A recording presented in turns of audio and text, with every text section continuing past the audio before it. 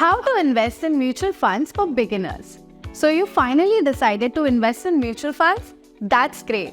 Here's how you can invest in them via any app. We'll use Cherry as an example here. First, download the app, complete KYC, choose which mutual fund to invest in. Now while choosing mutual funds, you have two options. You already know which mutual fund you want to invest in, you search for it and you invest in it.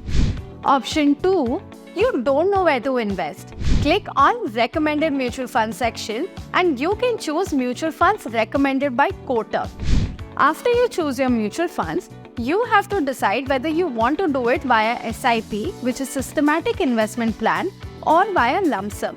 In the SIP method, you will invest in a specific mutual fund every month at a pre-decided amount. That amount can be as low as ₹100.